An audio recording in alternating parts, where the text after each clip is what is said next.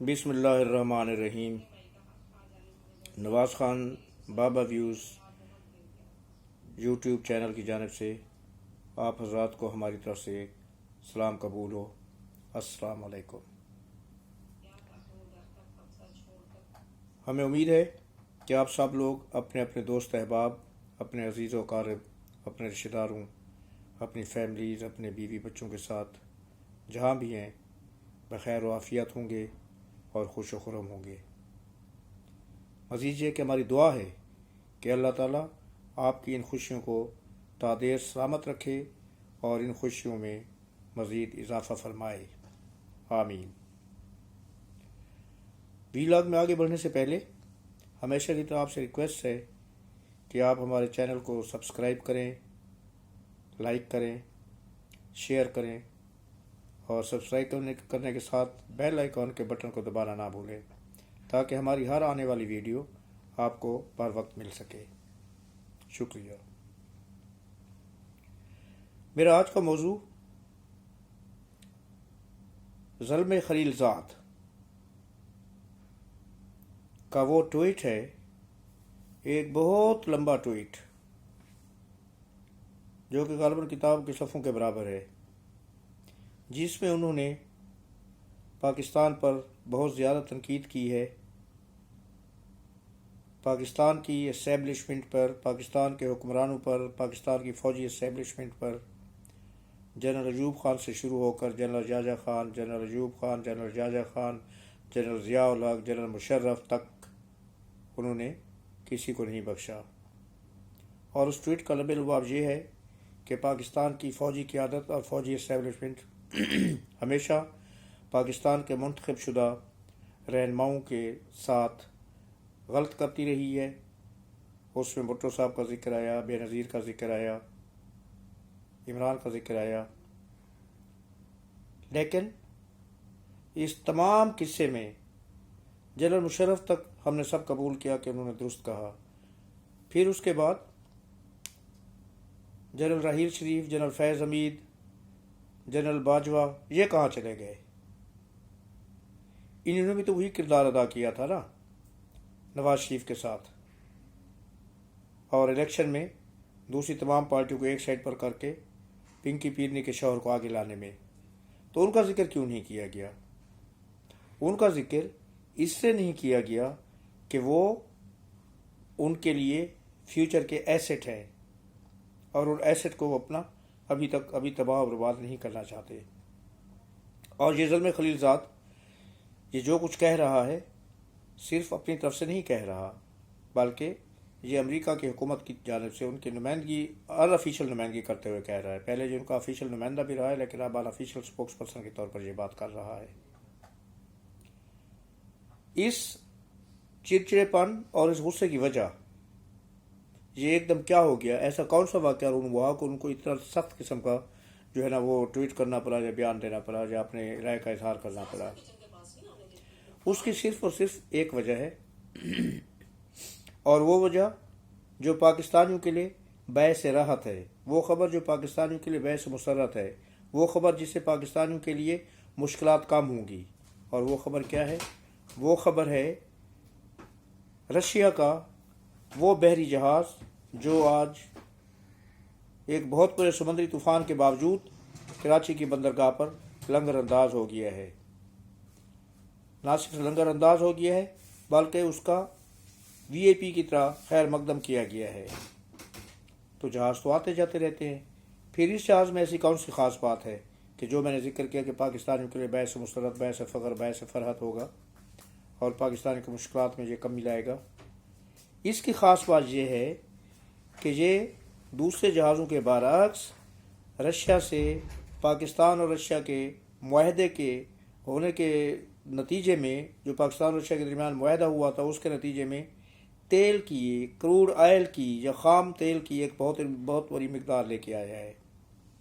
اس جہاز میں 45,142 metric ton 45,142 metric ton crude oil ہے، خام آئل ہے۔ اور یہ پاکستان اور روس کے درمیان جو معاہدہ ہوا تھا تیل کی سپلائی کا، یہ اس کی پہلی کھیپ ہے۔ اس جہاز کی آمد نے نہ صرف یہ کہ پنکی پیرنی کے شوہر کے ہوش اڑا دیے ہیں، بلکہ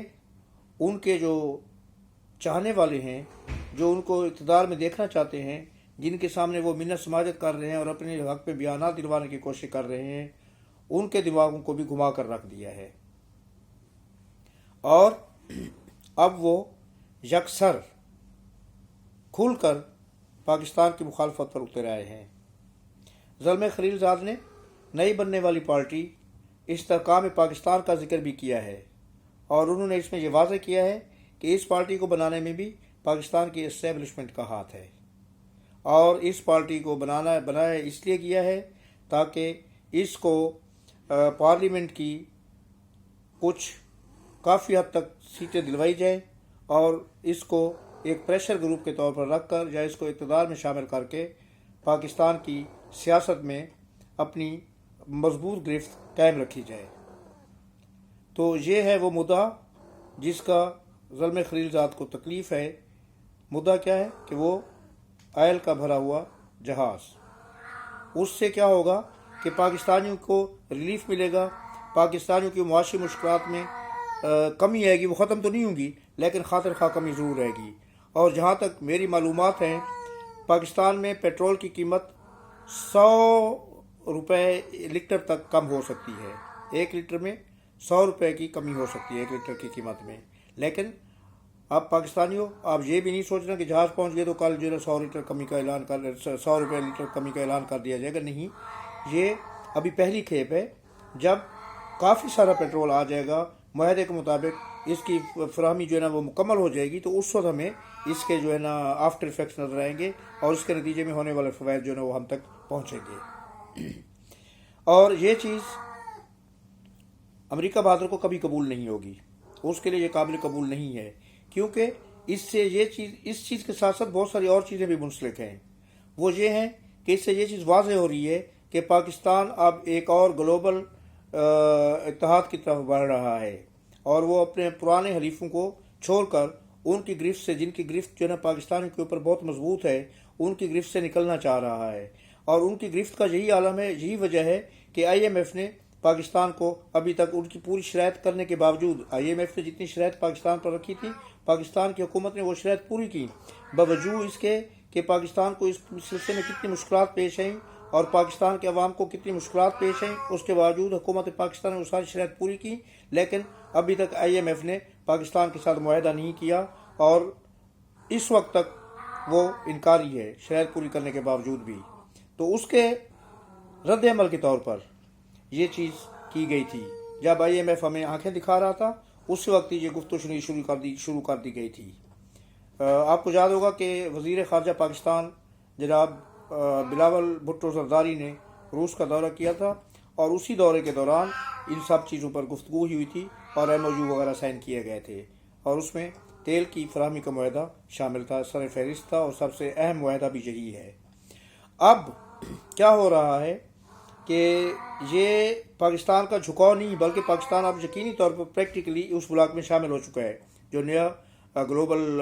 گروپ بن رہا ہے اس میں وہ شامل ہو چکا ہے، جس میں رشیا، ایران، چائنا وغیرہ وغیرہ، سعودیہ بھی اس میں شامل ہے۔ تو آپ کو پتہ ہوگا کہ سعودیہ اور ایران کی جو مخاصمت ہے، جو مخالفت تھی، جو آپس میں دشمنی تھی، جو آپس میں ان میں خلیج بنی ہوئی تھی، فاصلے تھے، ان کو دور کرانے میں بھی چائنا نے ایک اہم کردار ادا کیا، اور ان کی اس دشمنی کو دوستی میں بدل دیا۔ یہ پورے خطے کے لیے بہت ضروری تھا۔ اب آئل کی آمد کے ساتھ ساتھ میں آپ کو چند دوسری چیزیں بتاؤں گا۔ میرے خیال میں آپ سب لوگ آج کل میڈیا میں میڈیا تو سارا دیکھتے رہتے ہیں، چاہے وہ پرنٹ میڈیا ہو، چاہے وہ الیکٹرانک میڈیا ہو، چاہے وہ سوشل میڈیا ہو۔ آپ لوگوں کو یہ خبریں مل چکی ہوں گی میری اس بات کا اظہار کرنے سے پہلے ہی، اور آپ لوگ اس چیز سے بخوبی واقف ہوں گے کہ چین، جو پاکستان کا ایک بہت ہی بااعتماد ساتھی اور حلیف ہے، اس نے پاکستان سے کاشغر تک ریلوے لائن بچھانے کا منصوبہ بنایا ہے، جس میں 58 ارب ڈالر کی انویسٹمنٹ ہوگی۔ $58,000 billion will be invested by China for that railway line from Pakistan to Kashgar۔ اچھا، اور اس ریلوے لائن کا کیا فائدہ ہوگا کہ یہ وہاں سے چائنا سے ہوتے ہوئے یورپ تک پہنچے گی، یعنی کہ اب پاکستانی اس ریلوے لائن کے مکمل ہونے کے بعد پاکستان سے یورپ تک بائی ٹرین جا سکیں گے۔ معذرت چاہتا ہوں۔ اس کے بعد دوسرا جو ہے وہ ایران کے ساتھ کچھ معاہدے ہیں جو غالباً ابھی کچھ ہفتوں میں ہی وہ فائنلائز ہو جائیں گے، جس میں کوئی تقریباً 27 ارب ڈالر کی انویسٹمنٹ ایران کی طرف سے ہو رہی ہے، اور اس کے بعد سعودی عرب ہے جو غالباً 15 ارب ڈالر کی انویسٹمنٹ پاکستان میں مختلف منصوبوں میں کر رہا ہے۔ تو اگر آپ ان تمام منصوبوں کو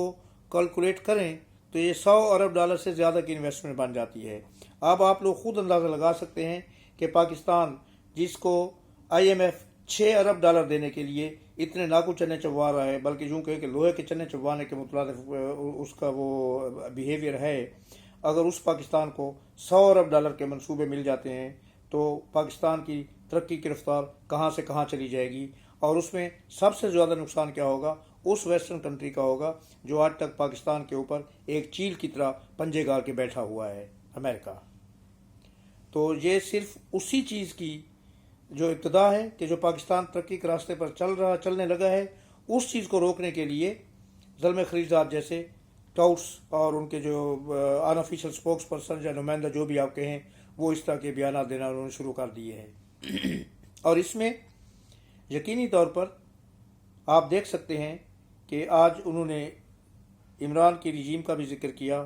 کہ جناب اس لیڈر کو popular leader, most popular leader of the Pakistan, اس کو جیل میں ڈالا گیا ہے، اس کو حکومت سے ہٹایا گیا ہے۔ یہ کیونکہ اسی میں ان کی بقا ہے کہ اب اس حکومت کا خاتمہ کر کے پنکی پینی کی حکومت کو واپس لایا جائے، جو کہ ان کے سامنے گڑ کر ان سے معافی تلافی بھی کر چکی ہے، اور وہ پارٹی ان سے معافی تلافی، ان کے لیڈر ان سے معافی تلافی کی باتیں کرتے رہے ہیں، ان کے آگے ہاتھ جوڑ کے ان سے اپنی سابقہ رویوں کی معافی مانگتے رہے ہیں، اور اب گڑ گڑا کر بار بار ان سے یہ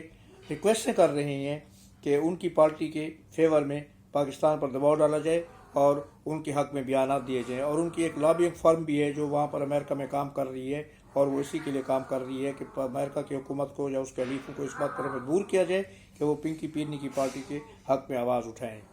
تو یہ سارا سینیریو جو بن رہا ہے، یہ سین بن رہا ہے، اس میں اگر خدا نخواستہ اس وقت تک تو وہ ناکام ہے اور انشاءاللہ وہ ہمیشہ ناکام رہیں گے، تو اس میں بقا کس کے لیے، بہتری کس کے لیے ہے، ترقی کا راستہ کس کے لیے ہے؟ وہ صرف پاکستان کے لیے نہیں بلکہ پاکستان کے ایک فرد کے لیے ہے، پاکستان کے عوام کے لیے ہے۔ اس کے لیے خوشحالی کے دروازے کھل جائیں گے، ان کے لیے مہنگائی کا جو جن ہے وہ بوتل میں بند ہو جائے گا، اور اگر 100% نہیں تو کم از کم کافی حد تک پاکستانی کو ریلیف ملے گا، اور پاکستان کے، ہمارے ملک کے غریب عوام سکھ کا سانس لینے کے قابل ہو جائیں گے۔ آج تک کے لیے اتنا ہی، زندہ صحبت باقی، اگلے ویلاگ کے ساتھ پھر حاضر خدمت ہوں گے۔ اس وقت تک کے لیے اجازت دیجیے، لیکن جانے سے پہلے میں ایک دفعہ پھر ریکویسٹ کروں گا کہ آپ لوگ اپنے دماغ کا استعمال کریں اور آپ ان چیزوں پر سوچیں، اور اگر میرے ویلاگ میں آپ کو کوئی چیز اچھی یا بری لگتی ہے تو کمنٹ کر کے مجھے آگاہ ضرور کریں۔ اللہ پاک آپ کو اپنے حفظ و امان میں رکھے، اللہ پاک آپ کا حامی و ناصر ہو، اللہ نگہبان۔ یہ میری بلی ہے، اس کو ذرا کچھ تکلیف ہے تو اس کی آوازیں آپ کے پاس آ رہی ہوں گی اس ویلاگ میں اس کے لیے معذرت چاہتا ہوں۔ اللہ نگہبان، اللہ حافظ، السلام علیکم، شکریہ۔